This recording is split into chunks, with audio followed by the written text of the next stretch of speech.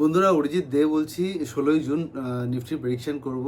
আজকে নিফটি একটা bullish candle তৈরি করেছে। আজকে নিফটি শুরু করেছিল গ্যাপ ডাউনে, প্রায় 24,500 এই লেভেলটা থেকে শুরু করেছিল। তারপরে কিন্তু নিফটি নিজেকে অ্যাডজাস্ট করে 24,718 এই লেভেলে তুলে নিয়ে চলে এসছে।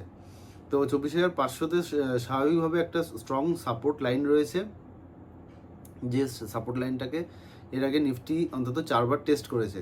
এরপরে যদি আবার আমরা 24,500 লেভেল দেখি, তাহলে কিন্তু সাবধান থাকবেন, কারণ 24,500তে উইদাউট স্টপ লস কোনো কল নেবেন না। কারণ বারবার যখন কোনো একটা লেভেল টেস্ট হয়, তখন কিন্তু সেই লেভেলের জোরটা কমে যায়। প্লাস আগের মাসে 12-13 তারিখ নাগাদ কিন্তু নিফটি 24,000 এই লেভেলটা থেকে প্রায় 500 পয়েন্টের একটা গ্যাপ আপ দিয়েছিল। সুতরাং নিফটি কিন্তু 24,000 লেভেলটা আসার একটা চেষ্টা নিফটি কিন্তু করতে পারে, কারণ বড় বড় হাউসরা কিন্তু এই ধরনের গ্যাপ আপগুলোকে নিজেদের মতো করে কম্পেনসেট করার চেষ্টা করে। ধন্যবাদ বন্ধুরা।